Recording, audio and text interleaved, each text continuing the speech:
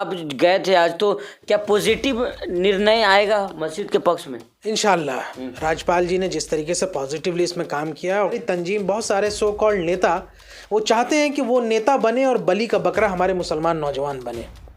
क्यों बने? हमारे नौजवान क्यों जेलों में जाएं? हमारी माओं के सामने उनके बेटों को क्यों जेल भेज दिया जाए?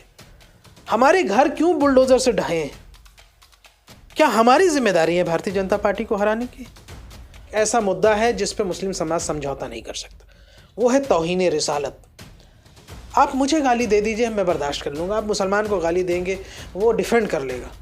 लेकिन आप कोई हमारे नबी सल्लल्लाहु अलैहि वसल्लम की तौहीन करे, ये इस पर समझौता हो ही नहीं सकता। नमस्कार, आप देख रहे हैं 24 न्यूज में, आपके साथ राशिद कमाल। हमारे साथ डॉक्टर शुएब जमई हैं, इंडियन मुस्लिम फाउंडेशन के राष्ट्रीय अध्यक्ष। इनसे बातचीत करेंगे जिस तरह से सुनहरी मस्जिद जो दिल्ली में जो है उसको लेकर एनडीएमसी ने जो नोटिस निकाली थी कि इसको डिमोलिश करनी चाहिए या नहीं, इसको लेकर कि आज जो दिल्ली के राज्यपाल से इन्होंने मुलाकात किया है। वही दूसरी तरफ जो अगर देखा जाए तो 22 तारीख को प्रधानमंत्री नरेंद्र मोदी जो है राम मंदिर अयोध्या का प्राण प्रतिष्ठान करने वाले हैं। तो इन तमाम मुद्दों पर चर्चा कर लेंगे। शुएब भाई किस तरह से देख रहे हैं, आज जो आप लोग गए हैं दिल्ली के राज्यपाल से मुलाकात भी किए हैं, क्या निष्कर्ष निकला आज? देखिए, हमारी एक मुहिम है संवाद से समाधान तक, और सुनहरी मस्जिद दिल्ली का मुद्दा बहुत संवेदनशील मुद्दा है, और हम ये समझते हैं कि इस मुद्दे को बग़ैर किसी राजनीति के इसको एमिकेबली सॉल्व करना चाहिए, क्योंकि मुसलमानों की बहुत बड़ी सेंटिमेंट इससे जुड़ी हुई है। 300 साल पुरानी मस्जिद है, आज इमाम साहब ने बताया। और ऐसे मुद्दे पर जब मुझे लगता है कि ओछी राजनीति हो रही है और काम कुछ नहीं हो रहा है, क्योंकि अल्टीमेटली जो पावर पोजीशन में बैठे हुए हैं वही डिसीजन लेंगे, वो they are the decision makers. जब तक आप उनके साथ डायलॉग नहीं करेंगे, एक प्रोसेस नहीं करेंगे, तो अल्टीमेटली उसका कोई रिजल्ट, हमने पहले भी देखा, हमारा तजुर्बा कि जितने मामलों में इस तरह के हंगामे हुए उसका रिजल्ट जो है वो नुकसान ही हुआ है और उसका कोई फ़ायदा हुआ नहीं। इसलिए हम ये समझते हैं कि कई ऐसे मुद्दे हैं जिस पर सरकार के साथ बैठ करके बातचीत करनी चाहिए, समझौता करना चाहिए।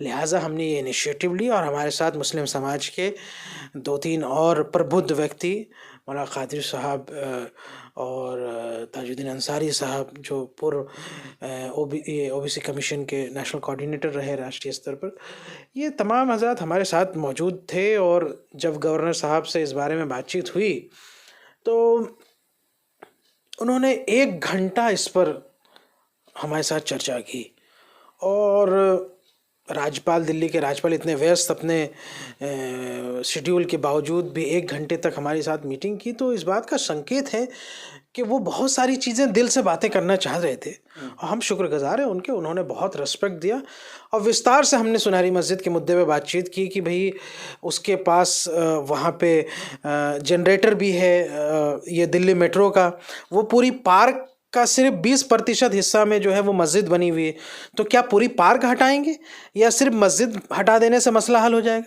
क्योंकि ये तो हमें लगता है कोई न्यूसेंस है। और जब कोर्ट में मामला गया तो पता चला कि एनडीएमसी ने उसको रिलीजियस कमेटी को भेज दिया, जिसका कोई औचित्य नहीं बनता, क्योंकि मस्जिद की मैनेजमेंट जो है वक्फ बोर्ड संभालती है, और एनडीएमसी जो है उसको यहाँ से वो दूसरी पक्ष है। तो वक्फ बोर्ड तो इस कोर्ट के मामले में वक्फ बोर्ड तो अब तक कोई पक्षकार ही नहीं बना। तो इसलिए जब ये बात हमें समझ में आई कि ये तो मामला बिल्कुल हवाई वाला है, तो हमने उनको एक प्रेजेंटेशन दिया, उसका एक सॉल्यूशन भी बताया। उन्होंने उसको इकरार किया और माना, और उन्होंने आश्वासन दिया है हमारे डेलीगेशन को कि मस्जिद के मामले में आउट ऑफ द वे जा करके वो उसको हल करेंगे। और एनडीएमसी चूंकि उनके क्षेत्र अधिकार में आता है तो उसको डायरेक्ट करेंगे, इंटरवीन करेंगे इंशाल्लाह। दूसरी बात कि वक्फ बोर्ड में अभी कोई चेयरमैन नहीं है, तो उन्होंने कहा कि हम इसको डायरेक्ट करेंगे कि इस पर जो है पार्टी बना करके वो एक मसला एमिकेबली सॉल्व कर दिया जाए। इंशाल्लाह इस बात की उम्मीद है कि मस्जिद को खरोंच तक नहीं आएगी, ये जहाँ तक पूरी बात। उसके बाद तमाम मौजू पर बात हुई। राज्यपाल ने हमसे कहा कि आज फ़िल्टर करके बात ना कीजिए शुएब जमई, आज दिल से बात कीजिए। आज उन्होंने और भी सारे अपॉइंटमेंट कैंसिल कर दिए दूसरों के, और दिल खोल के बात की। हमने भी दिल खोल के बात की। हमने कहा कि सरकार से कोई दुश्मनी नहीं है, हम भी चाहते हैं कि हम पार्टिसिपेट करें, हर बात पे एहतजाज हो, प्रोटेस्ट हो, ऐसा कोई ज़रूरी नहीं। We want to be the process of the government. हम डिसीजन मेकिंग में आना चाहते हैं। हमारी मुसलमान कम्युनिटी जो है अब वो थक चुकी है अपने बच्चों को जेलों में देखते हुए और खूनरेजी और तमाम हंगामों से। अब वो चाहती है कि सरकार से बातचीत हो, कई मसले पे समझौता हो। हर आदमी चैन से जीना चाहता है। तो सरकार एक संवाद के लिए रास्ता कायम करे, हम तैयार हैं आगे बढ़ने के लिए। और हमने कहा कि देखिए, जो कुछ लोग ऐसे बैठे हैं जो आपको लगता है कि यही मुस्लिम को रिप्रेजेंट कर रहे हैं, ऐसा नहीं है। जिसकी समाज के अंदर स्वीकार्यता है, एक्सेप्टेंस है, आप उनको मौका दीजिए। वो आगे आएंगे तभी तो आपकी बातें ज़्यादा लोगों तक कन्विंस होगी। तो क्या लग रहा है शोएब भाई, आप गए थे आज, तो क्या पॉजिटिव निर्णय आएगा मस्जिद के पक्ष में? इंशाल्लाह राज्यपाल जी ने जिस तरीके से पॉजिटिवली इसमें काम किया, बाकायदा पूरी प्रेजेंटेशन, हमने पूरी फाइल उनको यहाँ से सबमिट किए। कई लोगों की रिसर्च उस मामले में है। हमारे साथ वकील भी थे, हमारे साथ जी सलाम के रिपोर्टर भी थे, जिन्होंने पूरी 9-9 घंटे की रिकॉर्डिंग की है वहाँ पे, ये बताने के लिए कि भी किसी भी स्थिति में, चाहे G20 का दौर हो, चाहे यहाँ से जुमे के दिन जो सबसे ज़्यादा भीड़ होती है, किसी भी स्थिति में उस जगह पे सुनहरी मस्जिद के पास ट्रैफिक की वजह से जाम नहीं लगता है। तो कोई ऐसी वजह नहीं है कि उसको आप तोड़ें। इसलिए हमारी ये मस्जिद सिर्फ हमारी नहीं, आर्कियोलॉजिकल सर्वे ऑफ इंडिया के अंदर आती है। 300 साल पुरानी मस्जिद है और इन तमाम चीज़ों में पहले से कोर्ट में स्टे है। तो ये तो एक न्यूसेंस है जिसको मुझे लगता है कि किसी हिंदुत्व संगठन ने ये उकसाया है। और इस मामले में तो हमें इसको संवाद के साथ हल कर लेना चाहिए। और इंशाल्लाह 24 तारीख को भी इस पर बातचीत अगले होनी है, अगले चरण की। इंशाल्लाह मुझे उम्मीद है कि उस वक्त तक में रिजल्ट भी बहुत अच्छे आ जाएंगे। लेकिन जो मुख्ता ये बात हुई है कि उन्होंने कहा कि ये संवाद का दौर हमेशा बने रहना चाहिए और मिलते रहें, चीज़ें बातें होती रहेंगी। हमने कहा इंशाल्लाह ज़रूर मिलेंगे। जिन चीज़ों पे हमें विरोध करना होता है, आप देखते हैं हम टेलीविज़न पे करते हैं, हर प्लेटफॉर्म पे करते हैं।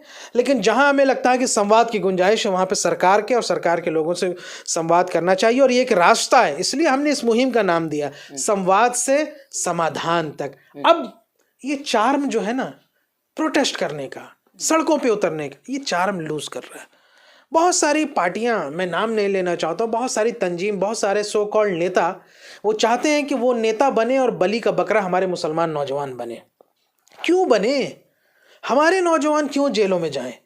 हमारी माओं के सामने उनके बेटों को क्यों जेल भेज दिया जाए? हमारे घर क्यों बुलडोजर से ढहें? क्या हमारी जिम्मेदारी है भारतीय जनता पार्टी को हराने की? हम ठेकेदार हैं और क्यों हराना? ये सियासत की बातें नहीं। हम समाज की तरफ से अगर सोचेंगे तो मुझे लगता है कि एक डायलॉग प्रोसेस करना चाहिए और एक गुंजाइश है। प्रधानमंत्री ने इस बात का आश्वासन दिया। आज मैंने दिल खोल के बात रखी। उन्होंने कहा कि क्या ऐसी वजह है कि राज्यपाल ने कहा, महोदय ने, कि क्या ऐसी वजह है कि इतनी आउटरीच के बाद इतने सारे प्रोग्राम्स हैं सरकार के, उसके बावजूद मुस्लिम समाज का विश्वास जो है वो मास लेवल पे नहीं है। हमने कहा देखिए, एक ऐसा मुद्दा है जिस पे मुस्लिम समाज समझौता नहीं कर सकता, वो है तौहीन रिसालत। आप मुझे गाली दे दीजिए, मैं बर्दाश्त कर लूँगा। आप मुसलमान को गाली देंगे, वो डिफेंड कर लेगा। लेकिन आप कोई हमारे नबी सल्लल्लाहु अलैहि वसल्लम की तौहीन करे, ये इस पर समझौता हो ही नहीं सकता।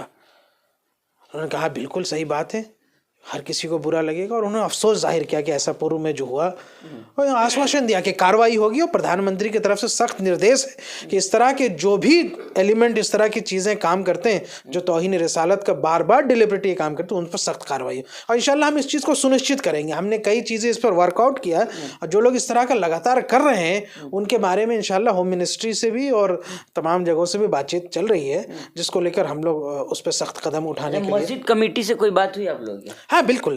उसके बाद जो है मस्जिद कमेटी से भी बातचीत हुई, पहले भी बातचीत हुई। तो मस्जिद कमेटी ने इस बात को कहा है कि जमीयत उलमा गई है, लेकिन हम चाह रहे हैं कि मुतवल्लीन में से जो है एक तबका उठ करके जो है उसमें जाएगा। और सबसे बड़ा उनका कंसर्न ये है कि उन्होंने कहा कि देखिए, ये मस्जिद एक बहुत इम्पॉर्टेंट हिस्टोरिकल साइट के साथ साथ एक बहुत ज़रूरी है, नीड है। पूरे सेक्रेटेरिएट के इलाके में जो है जो मुस्लिम समाज के लोग जो वहाँ पे काम करते हैं सरकार के और सरकारी संस्थाओं में, वो जुमे की नमाज़ पढ़ने के लिए या ज़ोहर की नमाज़ पढ़ने के लिए वो कहीं जाने का और कोई जगह नहीं है। वो एक मस्जिद है। और उन्होंने हमसे मुतवल्लिन ने कहा, जो नमाज़ पढ़ने वाले जो सरकारी अफसर, वो कहे कि अगर वो जोहर की नमाज़ के लिए मस्जिद नहीं आएंगे तो धीरे धीरे जो है नमाज़ पढ़ने की सुस्ती होगी। ये मस्जिद है जिसकी वजह से लोगों को फ़िक्र होती है, आने वाली नौजवान नस्लें जो यहाँ काम करेंगी, जो IAS IPS बनेंगे, तो इन इलाकों में दफ्तर में जो काम कर रहे हैं वो कहाँ आएंगे नमाज़ पढ़ने के। और उसके बगल में ही एक छोटी सी मज़ार थी, उसको पहले ही हटा दिया गया। रोड सुनहरी बाग मस्जिद के ठीक उल्टे साइड में एक सर्वेंट क्वार्टर है, उसको भी हटा करके उसको चौड़ा रास्ता कर सकते हैं। एक ओवर ब्रिज बनाया जा सकता है, नीचे का अंडरपास बनाया जा सकता है, बहुत सारी चीज़ें। तो हमने वही पूछा स्ट्रैटेजी के लिए कि भाई क्या आप वो पूरी पार्क को हटा सकते हैं, जबकि वही तो ट्रैफिक को सही कर रही है। तो इस पर जवाब उनका वही था कि भाई NDMC में इस पर हस्तक्षेप। मुझे ऐसा लगता है कि ये कोई जानबूझ करके छोड़ा गया एक सोचा है जिसमें कोई दम नहीं है। और इंशाल्लाह यहाँ से सरकार अगर इसको चाहेगी और सरकार के लोग चाहेंगे तो मुझे पूरी उम्मीद है कि राज्यपाल जी इसमें हस्तक्षेप करके इस मामले को हल कर देंगे। और आज जो इमाम साहब से बात हुई हमारी सुनहरी मस्जिद की, उन्होंने बहुत खुशी जाहिर की और उनको बहुत इत्मीनान मिला इस बात को लेकर, वहाँ के मुतवल्लिन।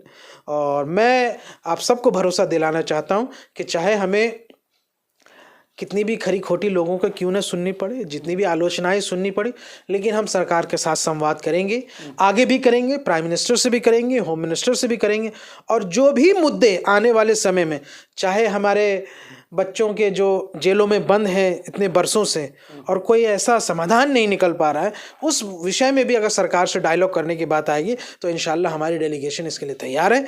और हम इसमें मसले को बातचीत से सुलझाना चाहते हैं, ना कि किसी किस्म के यहाँ से सरपरस्त किसी हंगामे से। अच्छा शोएब भाई, जिस तरह आप आज गए आप लोग वहाँ पे सुनहरी मस्जिद के बातचीत करने के लिए, लेकिन दूसरी तरफ जो अयोध्या राम मंदिर का जो है प्राण प्रतिष्ठान हो रहा है, तो क्या देख रहे हैं? 22 तारीख को वहाँ पे प्राण प्रतिष्ठान होने वाला है। ये देखिए, मुस्लिम समाज के लोगों ने ही, आप सब ने, हम सब ने ही टेलीविज़न पे कहा था ना कि जो सुप्रीम कोर्ट का फैसला आएगा हम उसको मानेंगे। तो अब ये घटिया राजनीति क्यों? जब सुप्रीम कोर्ट का एक फैसला आ चुका है, जब हम उसको मान चुके हैं, बात ख़त्म हो चुकी है, अब वो उस जगह पे कुछ भी बनाए, हमारा उससे क्या लेना देना, वो कुछ भी करे। ये बाज़ दफ़ा क्या होता है कि विपक्ष के कोई नेता अगर हिंदू धर्म के ख़िलाफ़ बोला है, सनातन धर्म के ख़िलाफ़ बोला है या कुछ, तो लोगों को मीडिया इस बात को प्रोजेक्ट करती है, देखिए ये मुसलमान भी ऐसे कहते हैं, जबकि मुसलमान उनकी आस्था के बारे में कभी बुरा नहीं कहता। हमारी लड़ाई तो ज़मीन की थी ना, मस्जिद की थी ना, वो तो सुप्रीम कोर्ट ने कह ही दिया कि भाई वहाँ मंदिर तोड़ के मस्जिद नहीं बनाई गई थी। अब ये जब एक जजमेंट आ गया तो मुझे लगता है इस दौर में उस विषय में कोई ओछी कमेंट करना या कोई ऐसी जो मुल्क के सांप्रदायिक माहौल को ख़राब करे, ये ठीक नहीं है। मुसलमानों को कभी कभी कुछ किसी मुद्दे पे खामोश भी रहना चाहिए। आप देखिए तो सब्र तो कीजिए। सुलह हुदैबिया भी देखा है, कभी सुना है? सुलह हुदैबिया का भी दौर था, स्ट्रैटेजी के लिए काम लेना चाहिए, हिकमत से काम लेना चाहिए। हर दौर में यहाँ से वबाल के साथ, जवाल के साथ जो है, हर दौर में जो है आप सोचेंगे कि हम बिल्कुल हंगामे के साथ काम ले लेंगे, ऐसा नहीं है। लेकिन मुसलमानों के नाम के साथ लगातार मंदिर को उड़ाने की धमकियां तो दी जा रही हैं। भाई पकड़ने वाले भी तो उत्तर प्रदेश के पुलिस वाले हैं ना, कोई आगे भी ऐसा आएगा। और ये तो दुनिया देख रही है, जो नैरेटिव ये बनता था कि मुसलमान इस तरह की चीज़ें कर रहे हैं, वो भी देख रहे हैं कि बहुत सारे लोग मुसलमानों को बदनाम करने के लिए जो है खुद हिंदू समाज के लोग ही चाहे गौ हत्या कर रहे हैं, वो कभी यहाँ से मंदिर को उड़ाने की धमकी दे रहे हैं। तो ये सारी चीज़ें हैं, सरकार की नज़र में भी है। सरकार अंतर्राष्ट्रीय स्तर पर एक पॉस्चरिंग भी चाहती है। अगर उस पॉस्चरिंग के लिए अगर आप इस बात को देखना चाहते हैं कि मुस्लिम समाज आपका किसी मुद्दे पर साथ दे, तो सरकार को ये डायलॉग के रास्ते बनाए रखना चाहिए। और अगर ऐसा होता है तो आने वाले वर्षों में मुझे उम्मीद है कि जो ये टसल है, जो ये लॉगर हेड्स है, जो ये टकराव की स्थिति है, इसमें बहुत कमी आएगी। चलिए, बहुत शुक्रिया। बहुत बहुत शुक्रिया।